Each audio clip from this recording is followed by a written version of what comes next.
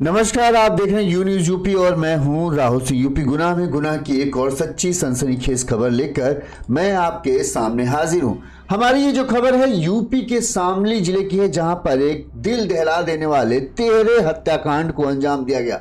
जी हां, एक साथ 3 हत्याओं की वारदात को अंजाम दिया गया। 10 तारीख की रात को जो है इस हत्याकांड को अंजाम दिया गया था। 7 दिन बाद पुलिस ने अब इस हत्याकांड को खुलासा करते हुए मां और उसकी 2 बेटियों की हत्या के मामले में पिता को ही गिरफ्तार किया है। पति ने ही पहले अपनी पत्नी का सिर उड़ा दिया, फिर बड़ी ही बेदर्दी से अपनी 2 नाबालिग बेटियों को भी उसने मौत के घाट उतार दिया।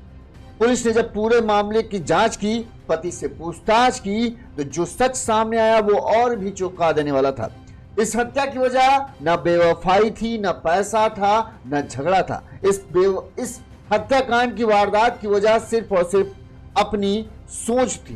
दरअसल पति को यह बुरा लग गया था कि उसकी पत्नी जो है बुर्का नहीं पहनती है, और इस बुर्का न पहनने की वजह से, नकाब न पहनने की वजह से पति अपने आप को अपमानित महसूस कर रहा था, और उसने इस अपमान का बदला लेने के लिए घर में खूनी खेल खेल डाला। अपनी पत्नी को तो मारा ही, साथ में अपनी 2 मासूम बच्चियों को भी बड़ी ही बेदर्दी से मौत के घाट उतार दिया। कैसे, क्या पूरा हत्याकांड की वजह है, कैसे पति ने पत्नी और दोनों बेटियों को मौत के घाट उतारा, कैसे परिवार के लोगों को जो आस पड़ोस में रहते थे उनको इस बात की भनक नहीं लगी, और 7 दिनों तक आखिरकार हत्यारे पति ने पत्नी और उन 2 बच्चियों की लाश को कहां छिपाया था, ये सब हम आपको हमारी इस खबरें पूरी विस्तार से बताएंगे, ताकि आपको पूरा घटनाक्रम समझ में आए। सबसे पहले इस मामले में हम जो पति है उसकी मां ने क्या बयान दिया था जब उसकी बहू और 2 बच्चियां गायब थी, तो उसने क्या कहा वो सुनिए, फिर हम आपको पूरा घटनाक्रम जो है विस्तार से बताते हैं, ताकि आपको पूरा माजरा जो है वो समझ में आ जाए। सुनिए, जो पति, हत्यारा पति है, आरोपी पति है फारूक, उसकी मां ने क्या कहा, पहले वो सुनिए। क्या मामला हुआ है आपके गांव में? पुलिस आ रही है, बच्चे, क्या पूरा मामला है? जो जी मैंने बताया बस यही है। क्या है, एक बार बताएंगे आप? बच्चों ने बताया कि हमने तो किराए पर छोड़ रखी है मेरी अम्मी, और हम मकान बनावा है। इतना 5-6 दिन हो रहा, अंदाजा उनसे नहीं पक्का, मतलब पता 3रे दिन पता लगा, अगले दिन लगा, 3 दिन बच्चों ने बताया। मैं घुरा कर क्या बताया बच्चों ने आपको? जना मेरी अम्मी वहाँ छोड़ रखी है आखिरी। कहाँ पे? शामली में किराए पर मकान में। किराए पे हम छोड़ी है? फारूक ने। तो पुलिस क्यों आई है गाँव में? जिसका नहीं मालूम मुझे किस तरह आई फिर। और ये आग लगाने का क्या मामला है कपड़ों का? बस में तो कपड़े इकट्ठे करके पहनने के ना फूंके, उसे पता लगा जी क्यों हुई। किसने फूंके? फारूक ने जी। बच्चों ने और क्या बताया है? बस जी मुझे तो इतनी बताई थी। कौन कौन है? आफरीन ताहिरा, 2 साहिर, वो क्या नाम है उसका, सहरीन। 3 लोग गया कोई, जैसे कह रहे किराए पे रखे वहाँ। आज गए थे देखन जी। कुछ मिला वहाँ पे? तो उसने कुछ मिला नहीं, मेरे पास नहीं आए, बोले ना मुझे पता उनका फिर क्या बना। मतलब टोटल 3 लोग घर के गायब है जी। कितने दिन से गायब है? 5-6 दिन हो गए। 5-6 दिन। हम पूरी खबर विस्तार से बताएं उससे पहले एक छोटी सी अपील। अगर आपको हमारी खबर अच्छी लगती है और आप हमें आर्थिक तौर पर समर्थन देना चाहते हैं, तो हमारा फोन पे नंबर स्क्रीन पर फ्लैश हो रहा है। इस नंबर पर फोन पे यूपीआई के माध्यम से आप हमें आर्थिक तौर पर सपोर्ट कर सकते हैं, जैसे हमारे इन भाइयों ने किया। हम इन सभी के आभारी हैं। साथ ही आप जो हमें आर्थिक तौर पर सपोर्ट भेजें, उसके साथ अपना मैसेज भी भेज सकते हैं। उस मैसेज को भी हम अपने अगले जो प्रोग्राम होगा उसमें जरूर से जरूर पढ़ेंगे। चलिए आप खबर में आगे बढ़ते। पूरी खबर, पूरा माजरा हम आपको समझाते हैं। ये पूरी घटना है यूपी के शामली जिले की। शामली जिले का कांधरा थाना क्षेत्र है, और इसी कांधरा थाना क्षेत्र में पड़ता है गढ़ी दौलत गांव। इसी गढ़ी दौलत गांव में रहते थे दाऊद के 5 बेटे हैं। उनमें जिस आदमी की तस्वीर आप देख रहे हैं उसका नाम है फारूक दाऊद के 3रे नंबर का बेटा था। फारूक की शादी विवाह, जो बताते हैं फारूक जो है शादी विवाह के कार्यक्रमों में खाना बनाने यानी हलवाई का काम ये करते थे। फारूक अपने पिता दाऊद और मां असगरी से अलग जो है अपना एक उसने घर बनाया था। उसी अलग घर में अपने पूरे परिवार के साथ जो है फारूक जो है वो रहता था। फारूक की पत्नी का नाम था ताहिरा, जिसकी उम्र करीब थी 32 साल। फारूक और ताहिरा के 5 बच्चे थे। सबसे बड़ी बेटी 14-15 साल की आफरीन, फिर उससे छोटी 10 साल की आसमीन, फिर 7 साल की शहरीन, और फिर उसके बाद 2 बेटे थे, 9 साल का बिलाल और 5 साल का अरशद। यानी 2 बेटे, 3 बेटियां और ये पति पत्नी, ये 5 लोगों का परिवार जो है रहता था इस घर में, जिस घर में लोगों की इस समय भीड़ जमी हुई है। बताते हैं कि फारूक का अपने माता पिता से बोलचाल बंद था।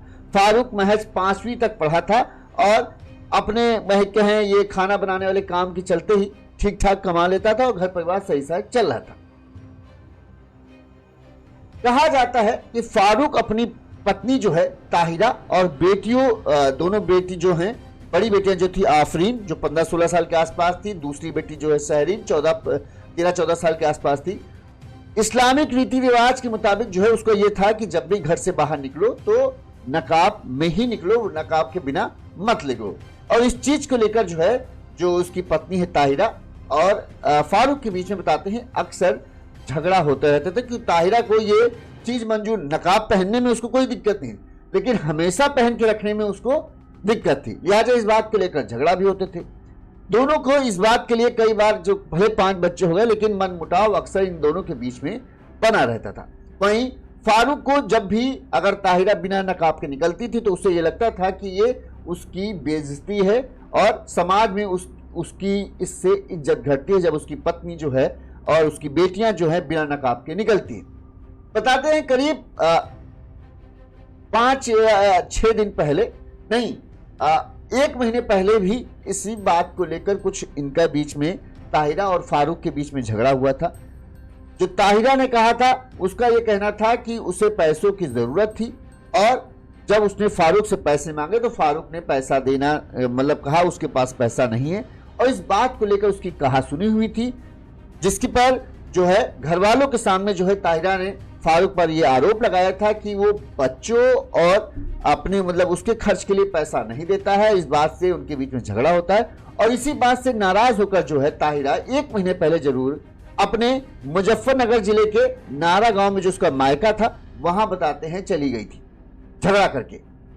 और जब ताहिरा गई थी तो इस दौरान भी उसने नकाब नहीं पहना था। यानी जब ताहिरा अपने मायके गई ससुराल से निकलकर अपनी बच्चियों के साथ, तब भी ताहिरा ने नकाब नहीं पहना था और ये बात जो है फारूक को बिल्कुल भी पसंद नहीं आई थी। उसका कहना था कि झगड़ा हुआ तो हुआ लेकिन तुमने नकाब बिना पहने जो है वो अपने मायके कहाँ चली गई। और फारूक को ये बात जो है अपनी बेइज्जती से लगी।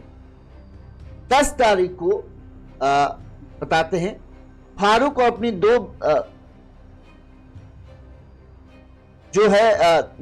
की तारीख को फारूक अपनी पत्नी को 9 दिसंबर को अपनी पत्नी अपने बच्चों जो भी लेके गए थे सबको वापस घर ले आता है।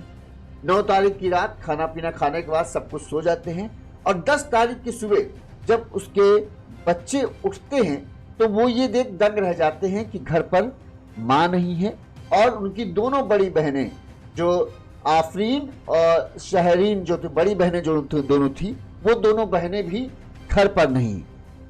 बच्चों को लगा, बच्चों से पूछा गया क्या हुआ, बच्चों ने पूछा तो अब फारूक ने घर में सबको बाकी बच्चों को ये बताया कि हम लोग घर बनवा रहे हैं और घर का खुदाई उदाई सेप्टिक टैंक का काम चल रहा था, शौचालय बनने का काम चल रहा था और भी घर बनवाना है, लिहाजा हमने शामली में जो है किराए पर कमरा ले लिया है और पत्नी जो ताहिरा है और दोनों बेटियां जो हैं वो वहीं पर अभी हैं और हम लोग बाद में उनके पास चलेंगे जब मकान बनने का काम शुरू हो जाएगा।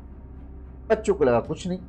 इसके बाद बताते हैं कि जो बच्चे थे वो जब अपनी दादी के पास पहुंचते हैं, जो फारूक की माँ थी, क्या नाम है उनका, हाँ असगरी देवी, असगरी, उनके पास जब पहुंचते हैं तो वो बच्चे दादी को ये बताते हैं कि रात में हम लोग खाना ना खाए, तब माँ और दोनों दीदी जो थी बहनें थी वो सब थी। सुबह जब हम लोग उठे ना माँ मिली और दोनों बहनें जो आफरीन और शहरीन थी वो दोनों साथ में नहीं थी। तो पापा से अब्बू से पूछा तो अब्बू ने ये कह दिया कि हम लोग वहाँ पे कमरे किराए पे लिए क्योंकि घर बनेगा तो वहाँ पर माँ तब तक सब सेट करेंगे और बाद में हम लोग वहाँ पर चलेंगे। इस तरह से करते हुए माँ जो असगरी थी उन्होंने भी उतना ध्यान नहीं दिया। असगरी ने जो अपने मतलब फारूक के पिता दाऊद थे, उन्हें भी ये बताया कि ऐसा ऐसा है। लेकिन जब 4-5 दिन इस तरह से गुजर गए, तब दाऊद ने जो है अपने बेटे फारूक से पूछा कि आखिर बहू और दोनों बेटियां हैं कहाँ। 5-6 दिन बोले किराए पर हो, लेकिन अभी तक वो दिखे नहीं, ना ही तुम उनसे कोई बातचीत करा रहे हो, आखिर है कहाँ। तो फारूक उनसे गोलमाल बातें करने लगा कि हाँ अरे वहाँ है, वहाँ बिजी है, अभी सब सेट हो रहा है, यहाँ पे काम चल रहा है, तो इसी वजह से नहीं हो पा रहा। फारूक की बातें जो है पिता दाऊद को थोड़ा गोलमोल लगी, उसे कुछ शक हुआ कि यह मामला जो है कुछ गड़बड़ है। लिहाजा जब बेटे की बातों से जो है पिता दाऊद जो थे वो थोड़ा सा मतलब सहमत नहीं हो पाए, तो उन्होंने इस बात की जानकारी, थोड़ा सा उन्हें शक था ही अपने पिता पर, बेटे पर, तो उन्होंने जाकर इस बात की जानकारी जो है वो थाने में शिकायत दर्ज करा दी। ये कांधला थाना क्षेत्र है, वहां पर शिकायत दर्ज कराई कि उनकी बहू, तीसरे नंबर के बेटे फारूक जो है, उसकी बहू जो ताहिरा और उसकी 2 बेटियां आफरीन जो 15-16 साल की है और शहरी 14 साल के आसपास है, वो तीनों गायब हैं। और जो बेटे से पूछताछ जब हम कर रहे हैं तो वो कोई ठीक ठाक जवाब नहीं दे रहा है। हमें कुछ संदेह हो रहा है कहीं उनके साथ कुछ अनहोनी तो नहीं हुई।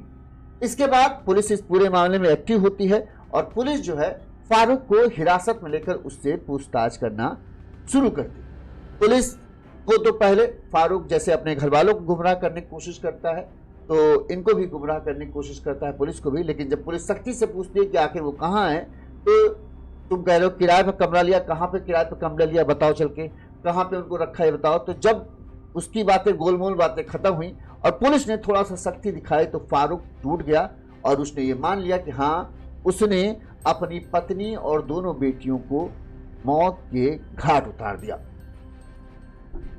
पुलिस ये जान सन्न थी कि आखिर तीनों बेटियों की हत्या की गई और घर के गांव में की गई और किसी को इस बात की भनक नहीं लगी आखिर कैसे फारूक ने तीनों बेटियों को मौत के घाट उतारा।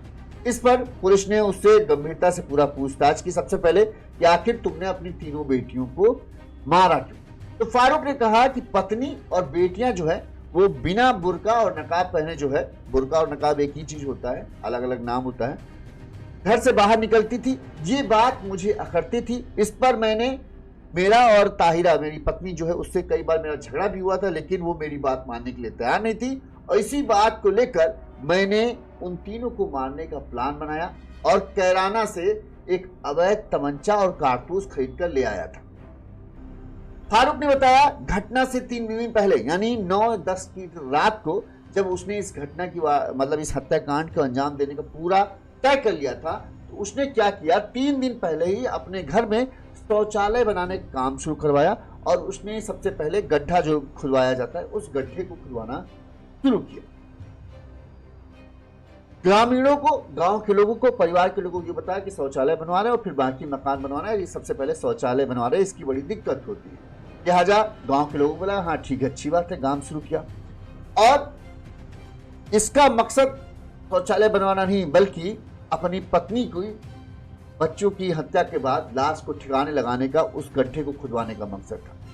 बताते हैं कि ताहिरा जो कि झगड़ा करके 1 महीने पहले ही मायके गई थी, लिहाजा 9 तारीख की सुबह ही शायद ये वहां पहुंचता है मुजफ्फरनगर के नारा गांव और वहां पर अपनी पत्नी और वो पत्नी से बात करता है, सुलह समझौता करके इन्हें वापस ले आता है।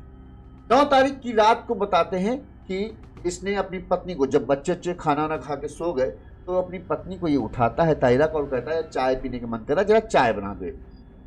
पत्नी सो रही थी लेकिन बुझे हुए मन से उठती है और चूंकि पति कह रहा है तो चलो चाय बना देते हैं, लिहाजा वो चाय बनाने के लिए किचन जाती है। बताते हैं कि जैसे ही ये ताहिरा जो है चाय बनाने के लिए किचन में घुसती है, पीछे से फारूक पहुंचता है और इसने जो कैराना से अवैध तमंचा खरीदा था और उस तमंचे से सीधे पीछे से ताहिरा के ये कहते यहाँ पर तमंचा सटाता है। ताहिरा कुछ सोच पाए या समझ पाए या उसे पता चल पाए उससे पहले ही वो गोली मार देता है और उसका सिर जो है एक ही गोली में खोल देता है और ताहिरा वहीं गिर जाती है। कहते हैं जब ताहिरा की गोली मारती है, इस दौरान गोली की आवाज सुनकर जो है उसकी बड़ी बेटी जो थी, सबसे बड़ी बेटी आफरीन, वो उठ जाती है। तो वो वहां पहुंच जाती, वो देखती है माँ गिरी हुई है। इससे पहले उसे वो चिल्ला पाती, लोगों को जगा पाती। फारूक ये समझ गया कि अब उसका भेद खुल जाएगा, लिहाजा उसने तुरंत दूसरी गोली लोड की और सीधे जो उसकी बेटी थी आफरीन, उसके सर पर दूसरी गोली मारी। दूसरी बेटी भी वहीं पर ढेर हो गई। बस 2 ही कारतूस वो लेकर आया था। इस दौरान बताते हैं कि उसके फिर से गोली चलने की आवाज से जो तीसरी बेटी थी शाहीन, वो भी उठकर आ जाती है और वो देखती है कि माँ और दीदी जो हैं उनकी लाश जो है वो पड़ी है, खून बह रहा है। वो भी कुछ कर पाती। फारूक ने इस बार हैवानियत की सारी हदें पार करते हुए अपने हाथों से सीधे उसके गले को पकड़ लिया। ना उसके गले से चीख निकलने पाई, ना वो समझ पाई। अब कहां एक 30-35 साल का मजबूत हाथों वाला आदमी, कहां एक फूल सी 13 से 14 साल की बच्ची, भला वो उसका क्या सामना कर पाए।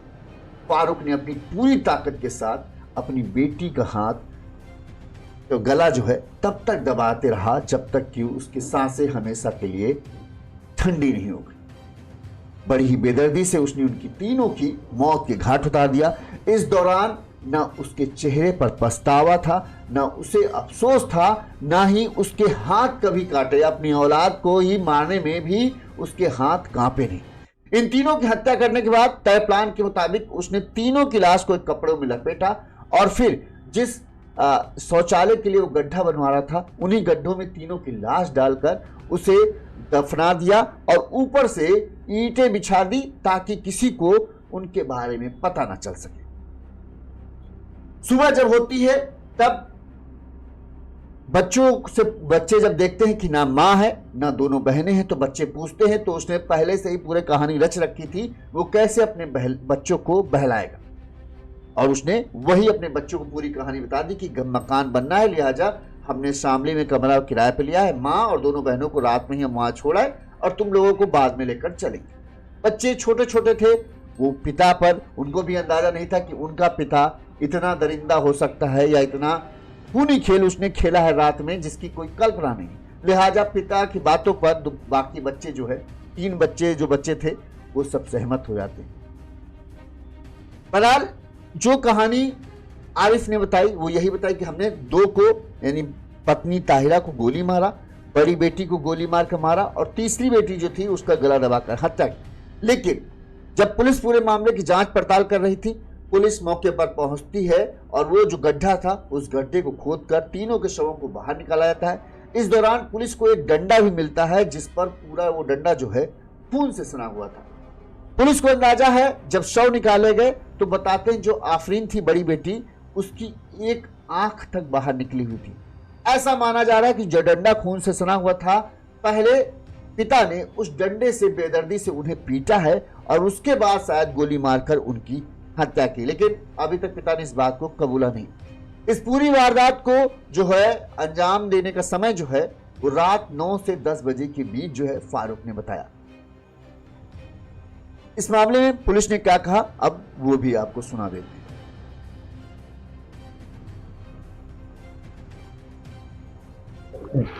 सर जो 3 डेड बॉडी मिली है सर आज उसके गड्ढे के अंदर, क्या मामला है? आज सांग लगभग 5 बजे थाना कांधला का गांव बड़ी दौलत है, वहाँ के प्रधान ने आके थाने पर बताया कि मेरे गांव का एक फारूक नाम का व्यक्ति है और उसके पत्नी और 2 बच्चियां गायब हैं। तत्काल हमारे चौकी इंचार्ज गंगेरू, हमारे SHO कांधला सतीश मौके पे आए और फारूक जिसकी पत्नी और बच्चे गायब थे उससे उन लोगों ने सख्ती से पूछताछ की और उसने बताया कि मेरी पत्नी के साथ मैं और हमारे 5 बच्चे घर में रहते, बहुत गरीब मैं था और मैं होटल पे काम करता, रोटी बनाने काम करता था मैं। हमारी पत्नी विगत 1 महीने पहले, चूँकि मैं गरीब था और हमारी शादी मंसूरपुर मुजफ्फरनगर में हुई थी, वो हमसे कुछ पैसे मांग रही थी। इसको लेके हमारा विवाद हो गया था और बिना वो बुर्का और नकाब के अपने मैके चली गई अपनी छोटी बच्ची को लेकर के। इस बात को लेकर काफ़ी परेशान था कि हमारी इज्जत चली गई और मैं जाके 1 महीने बाद अपनी पति को घर पे लेके आया यहाँ पे और तभी से मेरे मन में भाव जग गया कि लग रहा है इसका मामला कुछ और है और मेरी इज्जत अब नहीं करती है ये, और तभी मैंने इसको जान से मारने का प्लान बनाया। दिनांक 9-10 की रात्रि में लगभग 12 बजे हमारे 5 बच्चे सो रहे थे तो मैंने पत्नी को चाय के बहाने उसको जगाया। जैसे चूल्हे पे आंगन में आई वो और मैं पहले से कट्टा लेके आया था और मैंने उसके पीछे से गोली वजह से तत्काल मौत हो गई। गोली की आवाज़ सुन के हमारी जो बड़ी बेटी जिसकी उम्र 14 साल थी वो भी उठ के चली आई। हमने उसको पीछे से गोली मारी, उसकी मौत हो गई। और उस गोली की आवाज़ को सुन के हमारी सबसे छोटी बेटी जिसकी लगभग 6 साल थी वो भी उठ के चली आई। हमने गला दबा के उसकी भी हत्या कर दी। और मैं प्लानिंग के तहत एडवांस में ही लगभग 6 दिन पहले अपने घर में ही शौचालय के गड्ढे के बहाने गड्ढा खुदवा रखा था और रात ही में मैंने इन तीनों डेड बॉडी को गड्ढे में डाल के दफना दिया और ऊपर से मिट्टी डाल दी। हमारे 3 अन्य बच्चे जो 2 बेटे की बेटी थी वो सोते रहे, वो जगे नहीं, इसलिए मैंने उनको कुछ नहीं किया। और बाद में बच्चों के जगने पर पूछते मैंने बताया कि तुम्हारी माँ को मैंने भेज दिया, कहीं अलग किराए के मकान पर रहती हैं, क्योंकि पूर्व में वो अपने मैके जा चुकी थी 1 महीने, तो बच्चे भी उनको लगा कि हाँ वो वहीं होगी इस समय, तो उन्होंने बहुत पूछताछ नहीं की। आज हमारी पुलिस ने, क्षेत्राधिकारी कहराना, हमारे ASP साहब से उन्होंने बातचीत मुझसे किया, उसने घटना स्वीकार कर ली। पुलिस को मौके पर ला के डेड बॉडी बरामद करा दे, डेड बॉडी निकल चुकी है इसमें। हम लोग डेड बॉडी को PM के लिए भिजवा रहे हैं और फारूक हमारे हिरासत, उससे हमारी डिटेल और पूछताछ हो रही है। उसने पूरी घटना कारित करना स्वीकार किया है। उसके फादर जो दाऊद है उन्होंने पूरी घटना बताई कि साहब मुझे शक था कि कुछ घटना इसने कारित की है, इसलिए मैंने प्रधानगिरी पुलिस को बताया था। क्या हत्या में प्रयुक्त तमंचा या कुछ? जी बिल्कुल, जो आला कत्ल है वही बरामद हो गया है, कारतूस बरामद हो गया है, डेड बॉडी बरामद हो गई है। घटना का लगभग मोटिव भी क्लियर हो गया है इसमें। तो मुझे लगता कि एक झूठी शान के खातिर कि हमारी पत्नी बिना बुर्के के, बिना नकाब के चली गई, अभी पहला मोटिव तो यही निकला है, लेकिन और भी हमारी पुलिस इसमें बातचीत कर रही है, कहीं कोई और भी इसमें एंगल ना हो उसके पत्नी की हत्या का, इस बात को लेकर हमारी जांच इसमें चल रही है। कई दिन तक वर्क करता रहा, गड्ढा खुदवाया था। मैंने आपको बताया कि चूंकि इसकी पत्नी 1 महीने पहले ही इसे झगड़ के चली गई थी यहाँ से, और तभी से इसके मन में भाव जग गया कि इसको लौट के आने पर इसकी मैं हत्या करूँगा मैं। तो ये जाके कैराना से एक व्यक्ति से तमंचा परचेज करके ले आया था। ये घर में शौचालय के गड्ढे के बहाने इसने गड्ढा खुदवा लिया था और पत्नी के आने के 8 दिन तक इसने प्रतीक्षा किया और रात में मौका देखते जब इसके बच्चे सो गए तब इसने घटना कारित की, लेकिन दुर्भाग्य से इसके 2 बच्चे जग गए और अब घटना का भेद न खुले, इसलिए इसने दोनों बच्चों की इसने हत्या कर दी थी। इस 3 हत्याकांड का जब खुलासा हुआ तो पूरे मोहल्ले में कहें हड़कंप मच गया। किसी को यकीन नहीं हो रहा था कि उनके पड़ोस में एक साथ 3 की हत्याएं कर दी गई। माँ और 2 बेटियों को बेदर्दी से मौत की घाट उतार दिया गया और उन्हें कानों कान पर मतलब खबर तक नहीं लगी। 7 दिन बाद ये तो कहो फारूक के पिता को ही कुछ अपने बेटे पर शक हुआ कि उनका बेटे ने कुछ ऐसा किया है जो नहीं होना चाहिए था, लिहाजा वो पुलिस के पास पहुंच जाते हैं, वरना किसी को ये पता भी नहीं चलता कि ताहिरा और उसकी दोनों बेटियां गई तो गई कहां। इस 3 हत्याकांड के खुलासे के बाद जैसे ही फारूक को जो है पुलिस घर से गिरफ्तार, पहले वहां पर लेके आई कि कहां गाड़ा है तुम दिखाओ, और उसके सामने निकाला गया। जब तीनों की लाश बरामद हो जाती हैं, जब उसको पुलिस थाने ले जाने लगती है तो वहां मायके पक्ष के यानी ताहिरा के माँ बाप और उसके घर वाले पहुंच जाते हैं। इस दौरान लोग जो हैं वो भड़क जाते हैं जब ये देखते हैं कि तीनों की लाश किस तरह से बेदर्दी से उन्हें उसकी हत्या की गई थी।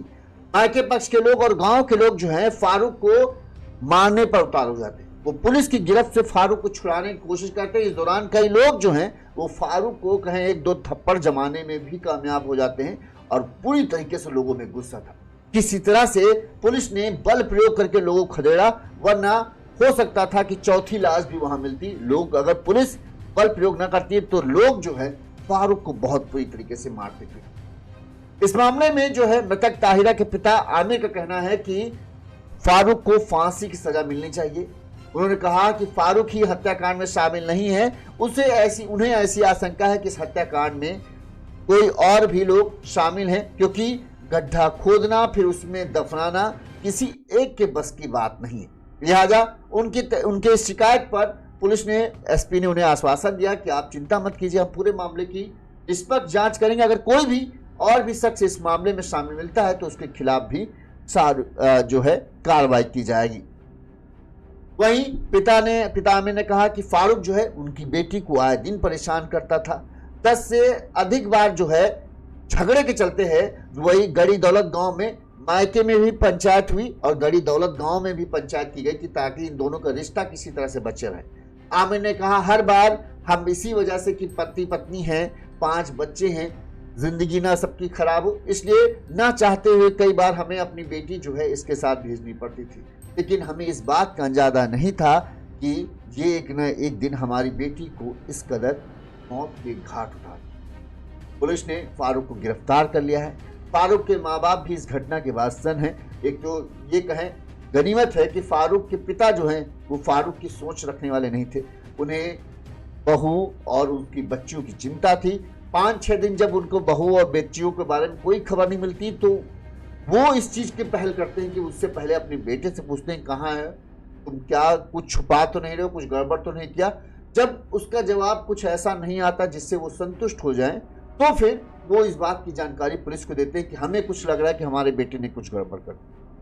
अगर वो कुछ पहला कदम ना उठाते तो शायद फारूक अपने पूरे प्लान में कामयाब हो जाता और ताहिरा और उसकी दोनों बच्चियों की हत्या और उनकी लाश कहाँ गई किसी को पता नहीं चला। लेकिन दाऊद ने जो कदम उठाया उसके वजह से इन 3 हत्याओं का राज खुला और हत्यारे फारूक को जो है पुलिस ने गिरफ्तार कर लिया। ये जब लाशें निकाली गई तो पूरे गांव में तो कहें चीख पुकार मच गई। परिजनों का रो रो कर बुरा हाल था। हर कोई इस घटना से सन्न था। लोग कहना था कभी हमने ऐसा नहीं देखा कि इस तरह से 3 लाशें एक घर से बरामद हो। पहले से ही फारूक की पूरी प्लानिंग थी।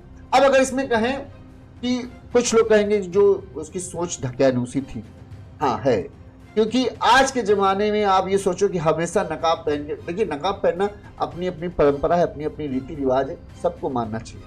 लेकिन कहते हैं अगर कोई कंफर्टेबल नहीं है उसमें तो उसके लिए किसी को दबाव देकर नहीं कर सकते। जिस मुल्क में पैगंबर मोहम्मद साहब का जो मुल्क बोला जाता है जॉर्डन, उस मुल्क के जो पैगंबर मोहम्मद के वंशज हैं, उस जॉर्डन के जो हैं वो राजा हैं अभी, और उनकी तस्वीरें देखिए, उनकी फैमिली के साथ उनकी तस्वीरें देखिए, खुले में अपनी पत्नी बच्चों बेटियों के साथ वो घूम रहे हैं। ना पत्नियों ने नकाब पहना है, ना बेटी ने नकाब पहना हुआ है। जब वंशज उनका ऐसा बदलाव समय के साथ बदल सकते हैं तो आप समय के साथ क्यों नहीं बदल रहे? अरे नकाब पहनने से जरूरी नहीं कि आपकी पत्नी आपकी इज्जत करना शुरू कर दे।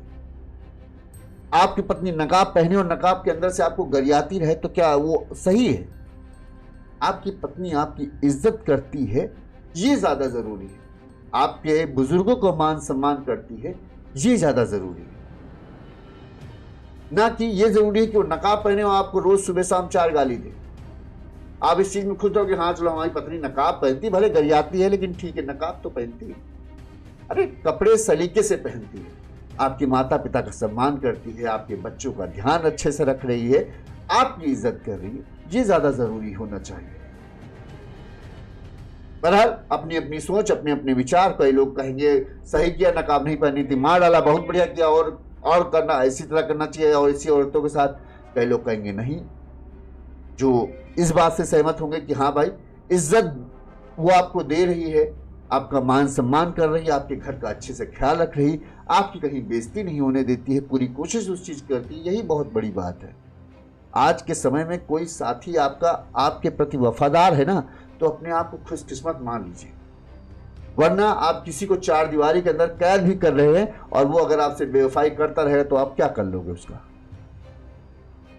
इस खबर पर आपकी क्या राय है, हमें कमेंट करके जरूर बताइएगा। इस तिहरे हत्याकांड से एक तरीके से कहे पूरे यूपी में जब इस बात का खुलासा हुआ, पूरे यूपी में ये खबर चर्चा विषय बनी हुई है और हमने जो भी बारीकी थी सारी कुछ इसमें बताई है। हमें तो लगता है जो फारूक है वो थोड़ा सा 5वीं एक तो पास था, ज़्यादा उसे कहें मॉडर्न ख्यालात या मॉडर्न विचारधारा या आज का समय का हिसाब का वो बंदा नहीं था। वो जैसा पुराने ख्यालात वाले लोग होते हैं कि हाँ भाई नकाब पहनना चाहिए, बच्चियों को भी नकाब पहनना चाहिए, घर से बिना नकाब पहने नहीं गए, ठीक है अपनी अपनी है, उसको वो शक लग रहा था। लेकिन पत्नी नहीं राजी होगी, पत्नी को लग रहा हो कि नहीं नकाब पहनना ज़रूरी है, लेकिन हर समय नकाब पहनना शायद ज़रूरी नहीं। इसी बात को लेकर झगड़ा होता। पत्नी का झगड़े की वजह पैसा भी था। अब पति भले ये कह रहा हो कि नकाब की वजह से, फिर ऐसा भी लग रहा है कहीं ऐसा तो नहीं पैसों की वजह से जो हाय चिकचिक होती थी उसी वजह से उसने इस पूरे हत्याकांड की वारदात को अंजाम दिया। अब क्या वजह है, जो वजह है उसने वही बताई है। कबूलनामा उसका यही है कि पत्नी नकाब बिना पहने जो है अपने मायके चली गई तो ये उसे अपनी बेइज्जती की तरह लगा, लिहाजा उसने फिर अपनी पत्नी को सबक सिखाने का फैसला कर लिया कि हाँ जो तुमने मेरी बेइज्जती की है मैं उस बेइज्जती का बदला लूंगा। और उस बेइज्जती के बदला लेने में वो सारी सीमाएं लांघ जाता है। पत्नी को तो मारता ही मारता है, अपनी बेटियों को भी मौत के घाट उतार देता है। अब आपकी क्या राय है हमें कमेंट करके जरूर बताइएगा। इसी तरह से गुनाह की तमाम बड़ी खबरें हम आप तक पहुंचाते रहेंगे। अगर आपको हमारी खबरें ठीक लगती हैं, सटीक लगती हैं और आप हमें आर्थिक तौर पर सहयोग करना चाहते हैं ताकि हम और ज़्यादा अच्छा कर सकें, तो हमारा फ़ोन पे नंबर स्क्रीन पर फ्लैश हो रहा है। इस नंबर पर आप अपने सामर्थ्य अनुसार हमें आर्थिक तौर पर मदद पहुँचा सकते हैं और हम आपके आभारी रहेंगे। देखते रहिए यूनिज़ यूपी। नमस्कार।